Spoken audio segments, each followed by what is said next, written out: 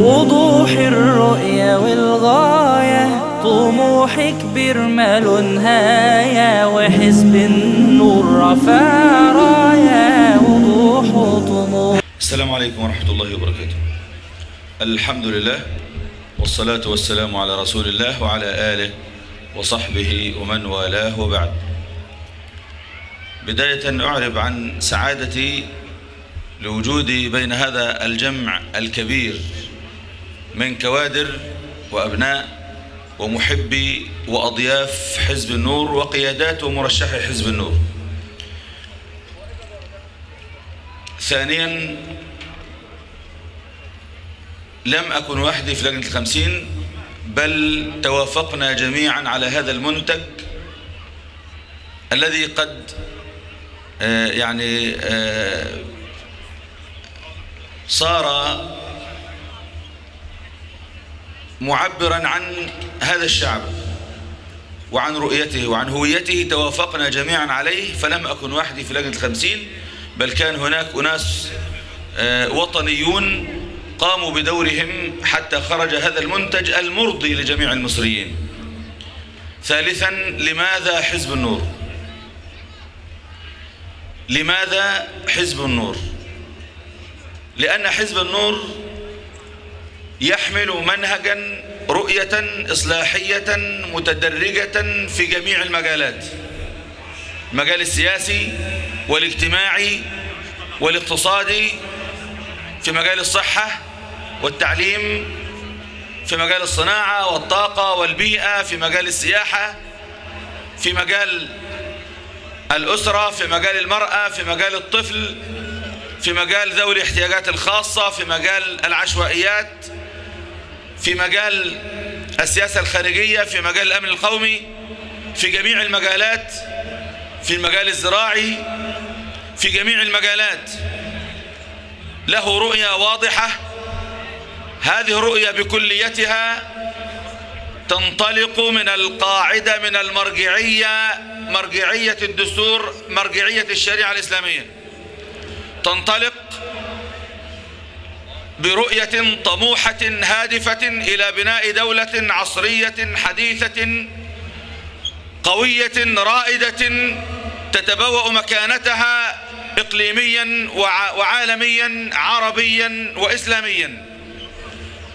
لماذا حزب النور؟ لأن حزب النور يتبنى رؤية في إدارة الدولة، رؤية عبر عنها الأستاذ المهندس أشرف ثابت، وأنا أعبر عنها بعبارة قليلة موجزة، وهي توسيع دائرة تحمل المسؤولية. فلا يستطيع تحمل مسؤولية هذه البلاد الضخمة، فلا يستطيع تحمل مسؤولية هذه البلاد المحورية في العالم العربي والإسلامي، لا يستطيع تحمل هذه المسؤولية حزب وحده أو فصيل وحده أو اتجاه وحده، وإنما لا بد أن تتكاتف الجهود وتتضافر يتحمل الجميع المسؤولية ليخرجوا بهذه البلاد من عنق الزجاجة الذي يراد له أن يطول بهذه المخططات الإقليمية والداخلية والخارجية. يراد لعنق الزجاجة أن يطول حتى يعود الناس مرة أخرى إلى داخل الاختناق في الزجاجة لتنهار البلاد أو تدخل في فوضى أو تصدر لها فوضى من هنا أو من هناك. ولذلك حزب النور يتبنى توسيع دائرة تحمل المسؤولية. لماذا حزب النور؟ لأن حزب النور يحمل مبدأ سياسيا كانوا زمان يقولون ما هوش سياسة. كانوا زمان يقولون لنا ملكوش في السياسة من أجل هذا المبدأ. كانوا زمان يقولون السياسة خداع وكذب ولف ودوران، وانتم ملكوش في الكلام ده، فملكوش في السياسة. صممنا أن ندخل هذا المجال بهذا المبدأ، لأن هذا المبدأ هو الذي على أساسه بنيت أعظم حضارة، هو الذي على أساسه بنيت أعظم دولة، هو الذي على أساسه أنارت الدنيا يوم كانت أوروبا مظلمة في عصورها الوسطى. مبدأ الصدق والوضوح. ومن أجل هذا كان عنوان وشعار حملتنا هذه المرة وضوح وطموح. وضوح يناسب وضوح يحمل وضوح يعبر عن حزب النور وعن مبدأ حزب النور السياسي، مبدأ الوضوح، الصراحة، الصدق والوضوح، الذي كان يقال لا تستطيعون دخول ملعب السياسة لأن عندكم هذا المبدأ ولا تستطيعون تغييره فما تدخلوش. دخلنا به وها أنتم ترون هذه الأعداد الكبيرة. وأنا بقول لإخواننا اللي قدام يبصوا ينظروا للخلف فقط، لأنهم جايين ممكن بعضهم جاي من بدري ما شافش اللي في الخلف، ينظروا للخلف فقط ليروا هذه الجموع التي جاءت من أجل أن تناصر هذا المبدأ وتناصر حملة هذا المبدأ. لماذا حزب النور؟ لأن حزب النور كل كوادره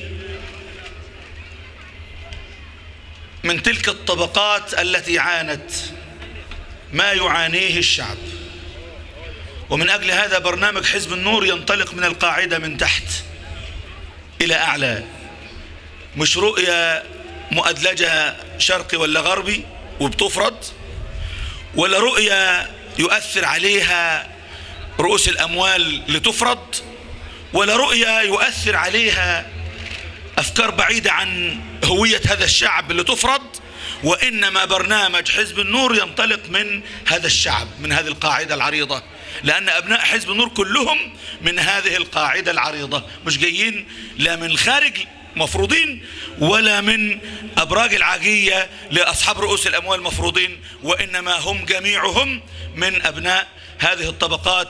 ومن أجل هذا برنامج حزب النور ينطلق في التعليم والصحة والزراعة والصناعة والطاقة والسياسة والاقتصاد والأسرة، المرأة، المجتمع،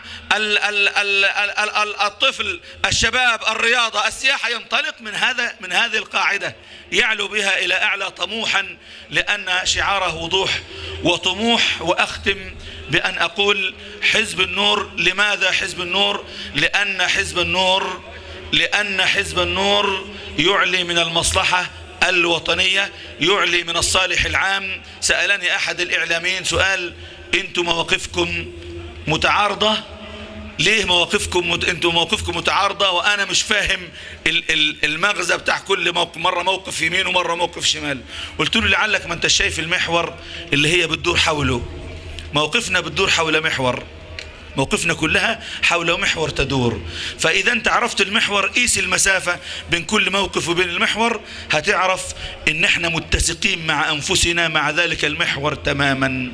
ذلك المحور هو الحفاظ على الدولة وهويتها والنجاة بها من هذا المأزق. والسلام عليكم ورحمة الله وبركاته. فانا صوتي عشان بلدي لحزب النور، فانا صوتي عشان بلدي لحزب النور.